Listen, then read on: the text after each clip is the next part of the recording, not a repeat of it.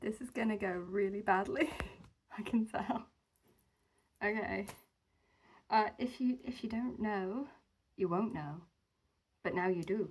If you didn't realize, I am using a slightly different camera, and I can now no longer see what I'm recording. So I don't know where the edges of the frame are. So this is going to be very interesting. I don't even know if it's recording. I might have just failed the recording within the first 10 seconds. I don't know. What I do know is that this is Tour de Fleece, and we are spinning. But we're not spinning, we are plying. That's what we're doing today. This black single that I spun up last time, well, now, and then I put on some bobbin actually last time. That's what I did last time. Spent a whole video doing just that. Took half an hour. Well, this time, I am taking my trusty drop spindle and my two singles. This I did before Tour de Fleece, and I'm going to ply them together, and we're going to see what kind of loveliness we end up with. So this is going to be interesting. One thing I will say, because my face isn't there, it's a lot easier to like look at the camera. So I should be doing less of like, that looks really cringe. Honestly, a lot of my like first videos did that, and it annoys me so much. Like more than it should. Like, why am I so worried? Chill out, it's fine. But for some reason I'm like, no, this is not fine, I hate it. It's okay, we're allowed to improve. Now I'm just gonna kind of like splice these two together. I'm gonna see if that works. Now, you get this right. Usually when I spin that way. And when I apply that way. So, which I think is like standard. I think that's relatively standard. So I'm gonna position this. So that's correct. Now let's make sure that it's gonna join. That did not join, that fell. The drop spindle dropped into the abyss that is the floor. Okay, so that didn't work. So here's what I'm gonna do instead. I'm gonna take this and do like a little like loop like that, and we're gonna see if this works. Hopefully it does. Oof. And yeah, the first beginning part where my leader is always gonna look a bit rough. It's fine. I'm not bothered by that because that won't make it into the finished yarn. I'll just cut it off, it'll be fine. So I'm not worried about that. So that is spinning, this is plying. I'm saying for me, less so for you, because if I get it wrong, disaster. Well, not disaster, but it won't be great. Ooh. Yes, maybe. I think we're in business. I think we're in business. That feels really strong. There we go. Ah! We're getting somewhere. Okay, so I think we're probably about 5 minutes in now, so I don't want to record for too long because my phone will overheat and then my recording will get corrupted. So let's not do that. So I'm looking at the clock now, and it's about 10 to, according to that clock.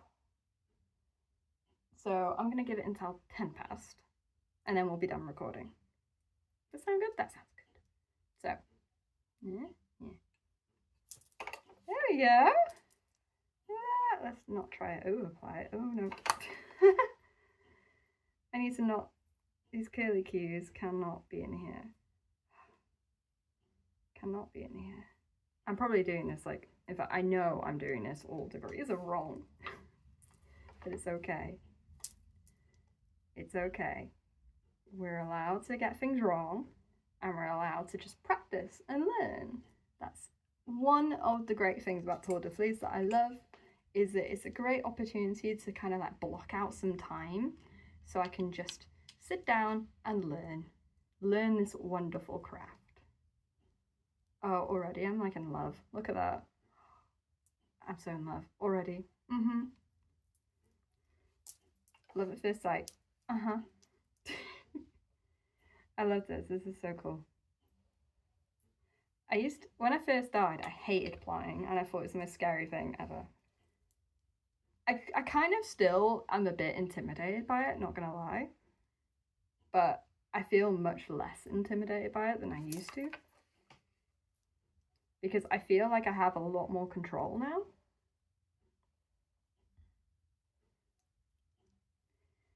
I think part of it is because when I first started, I was like, I didn't understand how to control the yarn. I still have problems with that. I mean, evidently, you've seen me have issues with that. I still have problems with that, but I have a lot more control now. So I'm kind of getting to a point now where I can kind of stop issues from forming. Not like fully, but like a lot better than I used to. Like a lot better.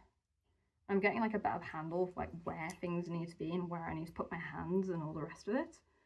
Kind of like building some like muscle memory, I guess. And like being able to fix issues like that.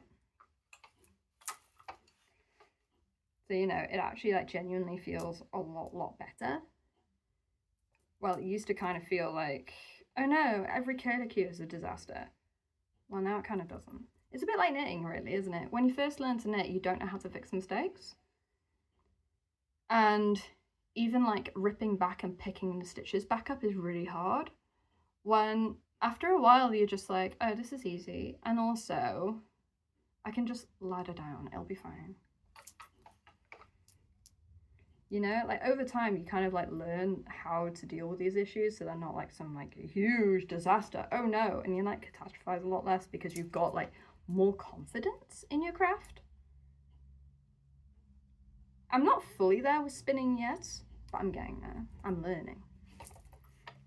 I really feel like I'm learning. I'm probably never going to make some sort of like master spinner, but I don't need to be. I'm just enjoying the craft. Look at this. I'm just enjoying the craft and I'm enjoying the process of learning.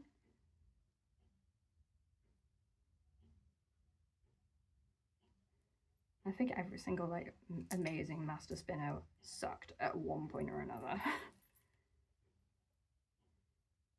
There we go. Like I've seen people online who I would consider to be like really good spinners. You can just see how like beautifully consistent all of their work is. And they clearly have a lot of knowledge and they understand different plying techniques and different ways of making yarn, different like tricks with spinning to make things look different ways. Like things that I just don't really know how to do. And they can just do it. Like a fractal. And like spinning from the fold. I don't know how to do either of those things. I've tried to do a fractal before. I'm not convinced it looks like a fractal. I think the colours just look like kind of really muddy. But I don't know why. And I kind of feel like when I spun it, when I had the original braid, I feel like the colours were really distinct. And when I spun it, the colours were really muddy. And I also didn't know how to spin from the fold. So those are two things I would need to learn how to do before I kind of like attempt it again. Or maybe attempting again will give me that knowledge. You know, maybe there are reasons why it looked muddy. Maybe there's something about the colour choices. Maybe that just wasn't the right braid for it. And considering that was like pretty much my first ever spinning project, you know? I don't think we did too badly there, really. Because, I mean, the yarn's pretty. I like the yarn that I created. And it's like, oh, I created some yarn. Isn't that cool? So I think it's like totally okay to just be a beginner. So I'm not gonna mind that I'm having to stop every 2 darn seconds, and I need more tension on this, which means it probably needs to go out of frame. That is fine. We have a curlicue right here. There we go. There we go. Come here. Right, I think I needed more tension on here to stop it from like misbehaving quite so much. It's one of those, once you get into the rhythm of it, it'll be quite straightforward then. But getting into the rhythm is maybe not the easiest.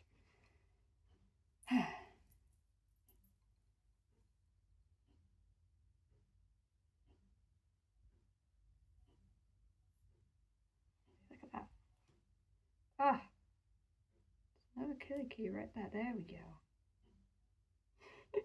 You can see me struggling. I'm not very good at plying. I am not. That's a long ramble to say. I'm not very good at plying. Hold your expectations.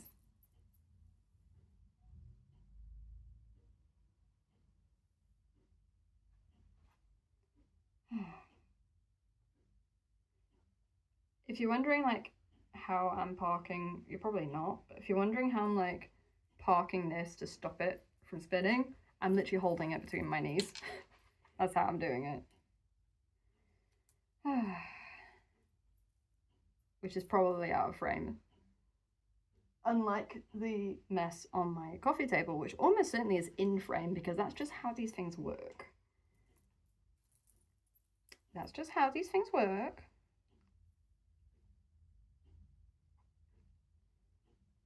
There we go. Woot. Woot.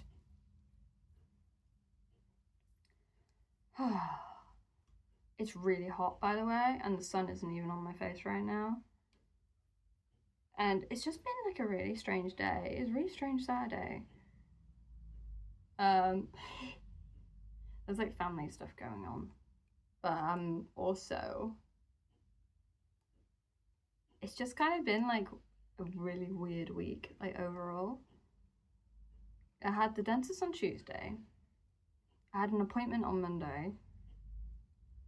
So I had the day off on Tuesday. Wednesday there was a lot of, how do I even put it? Wednesday I would just say was just like really, really, really busy. But like nothing really happened. And kind of Tuesday I'm like, I actually feel really stressed right now. And then Friday came along and it was just like, this day exists, this day happened, but where did it go? So it's just kind of all week I've kind of felt like I'm kind of like losing track of time. I'm not like really like getting much done. And it's kind of, I think, easy in those moments to kind of think, oh, I'm a failure, everything is wrong, even though it's just like life, honestly. It's just part of being human is having those days where things just don't kind of go right. And it doesn't even need to be like one exact reason as to why. Not like, oh, I'm gonna give myself permission to feel sad because of this one thing. Sometimes you don't have that one thing. Sometimes you're just like, you know what, I'm just tired and it's okay. I actually feel okay today though. I do, like genuinely, I feel alright today. The past few days I've been feeling quite stressed. But I think today I kind of feel good. You know, I've been looking at like, I'm thinking, well, maybe I should try something new. Maybe I should just make a bit of a change. So I've been looking into like different things I can like try. Like, what if I go on a walk every day? Just like a short walk around the neighborhood. Like go outside and, you know, enjoy just being outside. Why not just do that? That's like a really like easy, low effort thing to do. And just that will probably just really improve my mood. Why not just do that? So I'm actually just with kind of like making like a really low effort, low key plan like that, I already feel like I already genuinely feel like a lot better. I feel like a lot more positive and a lot more like, yes, I'm looking forward to doing this thing. Like it's genuinely made me feel a lot happier. Just from that one tiny little thing like that. And there's probably a lesson in there somewhere. You know, I know if I like turn around and be like, I'm gonna overhaul my life completely and utterly, it won't stick. It won't stick. So I just put a little notebook and a little pen and I just be like, you know what? I'm just gonna write down all the days where I did this. If I don't do it, it's okay, but I'm going to try to do it every day. You know? And I'm going to write something down each and every day in my little notebook, even if Today sucked, no way. Even if that's all I write. And it's okay. Because I can then read across it and find different patterns. And be like, well, maybe there's a bit of a consistency here. Maybe on those days, maybe I didn't sleep properly. And maybe that's why I felt a bit, ugh. Maybe. Of course, I think for like things like genuine depression and that sort of thing, then I think you genuinely need like a therapist. But I don't have depression. I'm like, I just had a bad week. And I just feel like making a change that'll just make me feel like kind of positive. Make me feel a little bit better. Just one little thing.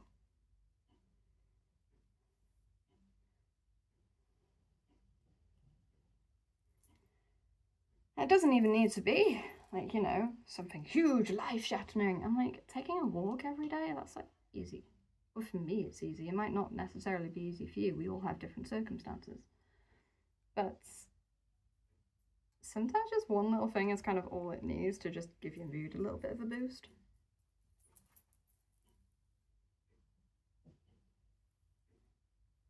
So that's what I'm doing. One casual little walk a day. Most days, as many days as I can manage. That's what I'm trying to do. I'm not going to turn into like one of these gym bros like, if you want having 20,000 grams of protein a day, then you suck. I'm not doing that. I'm not doing that. I'm not doing that to myself, and I'm not doing that to you either. You are cool. And you should love your body. And you should treat your body and yourself with respect. And everyone else should treat you and your body with respect. And you should treat everyone else's bodies with respect and everyone else with respect. You should. Love yourself. Regardless of your size or circumstance or any of the rest of it.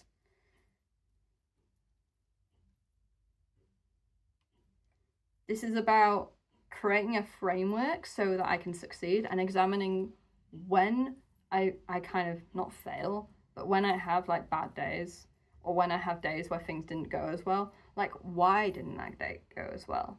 I don't have to like sit down and like overanalyze it. I can just kind of be like, you know what, well maybe I was just tired that day. And it's okay. It's about approaching it from like a non-judgmental standpoint. Like being like, you know what, sometimes life just happens and maybe I was just busy. That's okay. And sometimes it'd be like, well, maybe I would have more time and I'd feel less busy if I put the trainers right by the door to go out in. Or maybe I don't even need trainers. Maybe I can just like wear my regular shoes to go out. And maybe I just need to stop overthinking it because it's only like a 20-minute walk. You know, stuff like that.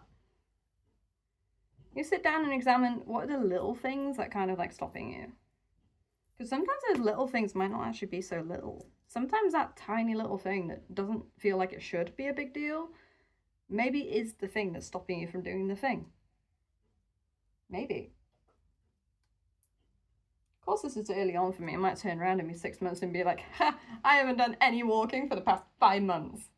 I've been in the house like a hermit. I might actually do that.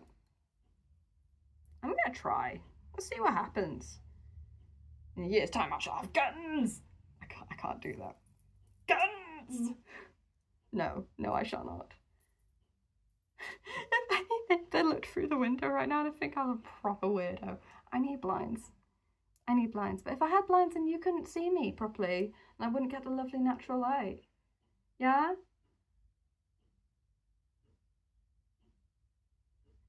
I genuinely think my neighbours think I'm weird. But they thought I was weird anyway, even before the YouTube thing. It's fine. We will live. We will survive. It's what I said, I think in the last video, I spoke about like spotlight, right? And how it always feels like everyone else is watching. Oh my God. When actually, like, no one cares. No one cares. They haven't noticed. You think they've noticed? They haven't noticed. No one's looking at you that closely. They're too busy with their own darn lives.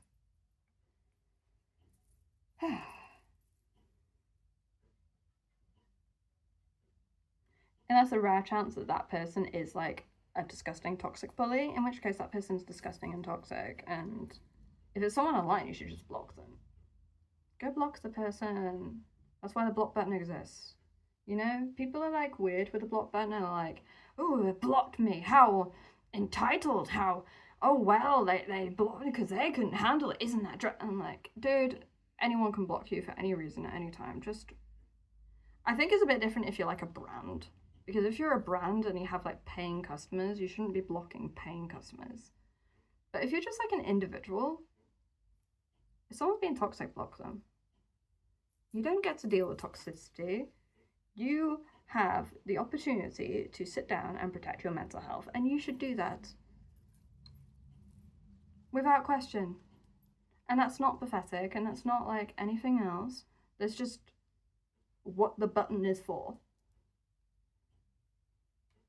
You should do it. And shame on YouTube for not having like a proper block button. I have an extension that gives me that flexibility for Firefox, and there's like loads of different ones, but I don't know if there's anything like that available for Chrome. There should be, but I don't know if there is.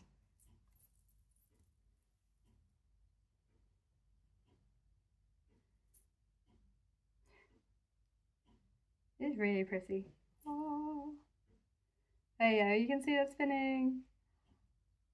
Wonderful. I love watching it.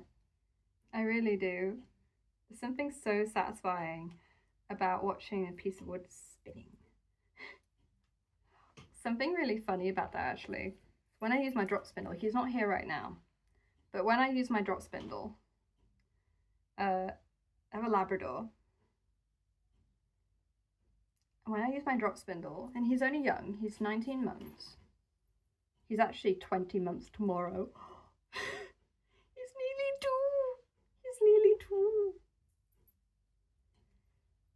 My little puppy is nearly 2.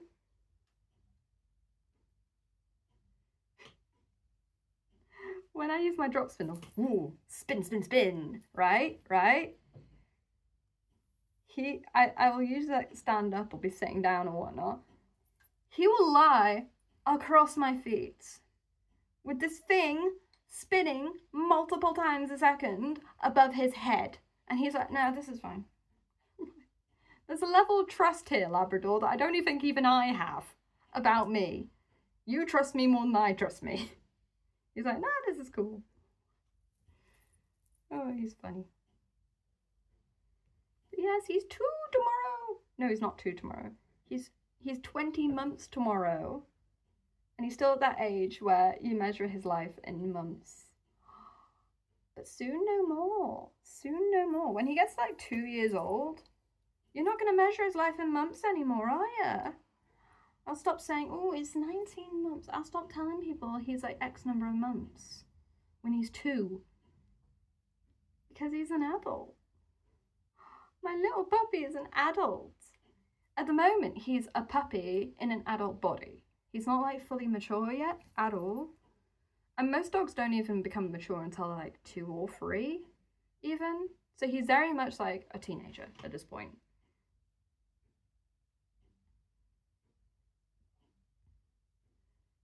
He is so beautiful. He really is. He's got like a lovely personality. I will say, I thought, oh, he just really loves people. He's just really into people. You know, some dogs are like that. They just love people in general, like all people. But I actually noticed, while he's saying they're like fine with people like out and about, I once had a gas engineer here at the house, and he's just coming to give me a quote, not do any work. So I had the dog here. And the dog went into the chair and like this, and he shook and he barked. And I'm like, oh. So a stranger coming into the house for him is this like hugely anxious, like world-shattering event. So I gave him loads of reinsurance, loads of treats, and I'm like, oh, what is a good boy, and all this sort of stuff. But he's like full of fear. Full of fear. And the thing is, he's never had any kind of like person come into the house and cause him any problems. But at the same time, I think we made a lot of effort to take him out places and take him to like the pub and like restaurants and all these like busy places that allow a dog. And we took him to all these places, and now he's like fine in all of these places, no issues whatsoever. You know, literally has like random strangers come up to him and be like, oh, good dog, and he's like totally fine, and he's like, oh yeah, good dog. So like strangers out and about, he's like totally fine with. But I kind of learned that when a stranger enters his house and his domain, it's a different kettle of fish. Then it's scary. And the thing is, he's not like prone to being afraid of things at all. So it's like genuinely odd behavior for him.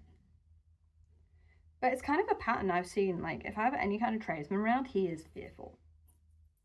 So I'm like, okay. That's kind of one thing we just didn't think about when he was a puppy. We didn't think about, oh, we need tradesmen and stuff in the house so that we know he's okay with that.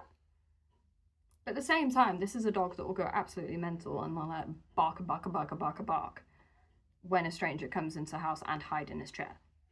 Is that necessarily the worst behavior if there's a burglar? You know, if there's a burglar, he'll bark his head off at them. Is that really the worst behavior for a burglar?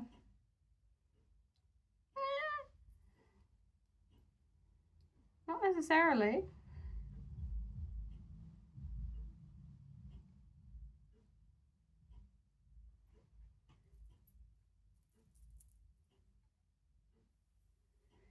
So I'd rather he wasn't afraid of like the gasman and stuff like that, but he is. So the solution is quite simple. This is what we are going to do. We're simply going to allow him to not be in the house when there's a tradesman in the house. Simple. That's what we will do. So, you know, we'll have one of the family go take him out for a walk or something, and then we'll text the relative and be like, okay, the tradesman's gone now, and then they'll come back. It's not the end of the world, because he's totally fine with people, like, out in public. It's like a total non-issue to him. So in, like, all the ways it matters, he's really good with people. And other dogs, too. He's, like, totally fine. When another dog barks at him, he kind of just, like, ignores it. He's like, whatever. You know, another dog can be like barking and snapping across the room and he'll just like be like totally non-reactive. He'll just sort of stand there. He won't even like look at them. He just like, I just don't think he like sees it as a threat in quite the same way, which is maybe bad, but it's kind of good in the sense that he's not reactive himself. So we can just kind of like take him out of the situation and he's fine. But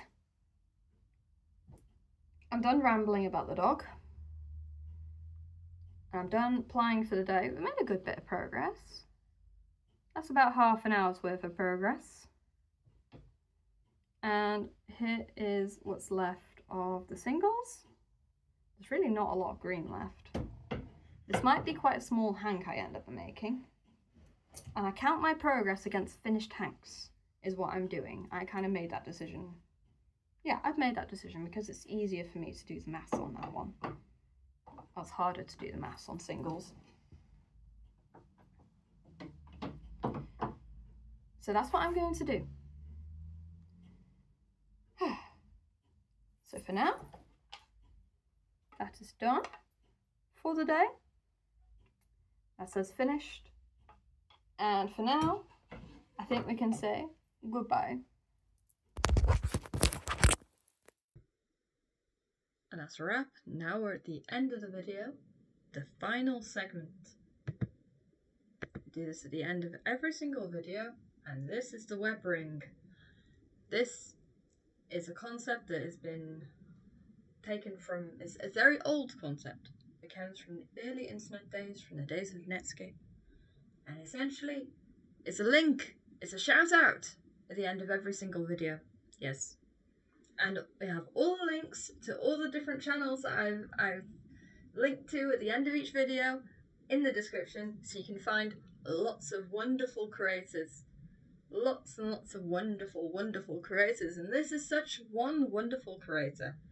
This is Kirsty Knits and Sews. And I adore her videos. I do. I really enjoyed this one. This one's my favourite so far. Although I haven't finished this one properly yet. But this one's my favourite so far. I really, really enjoyed it. I thought it was just really interesting because it's just they're going through all the current all the current projects and stuff like that, and I love that kind of video. I really do. I could just happily just like watch a ton of those videos and just munch popcorn, honestly. That's like my like comfort format. Is just watching people going through their projects. I love it. I love watching people like think through their planning and think through their thought process and think through how they're going to use their stash or how or what their plans are. I just love that sort of thing. I love it so much. I think it's so good because it really gives you kind of the rawest view of what other people are working on. It really makes it feel like we're all sat together in a nice sort of knitting group or like a little knitting club. It doesn't even have to be knitting. Crochet is fantastic too, and sewing. My goodness, sewing and spinning. I spent the whole video spinning. Technically not spinning, actually. Technically didn't spin this video. Technically, it was spinning related. It's fine. We did important preparation work. Yes, we did. And also, look how beautiful this is. A nice soft gradient. Gorgeous. And these like my colours too. The oranges and the yellows and the blacks. Oh yes. That is beautiful. But I think I am absolutely done rambling. I am quite tired and I need to stop recording these really late, and I'm not even sure you can see my taskbar right now. You probably can't. Let me tell you, it's 10 p.m. It's 10 p.m. and I need to edit this video and get it out. I'm not intentionally releasing these videos in the middle of the night, but that seems to be what's repeatedly happening. Let's not do that. I need to get better at this. And with that, I need to finish the video. So thank you very much and goodbye.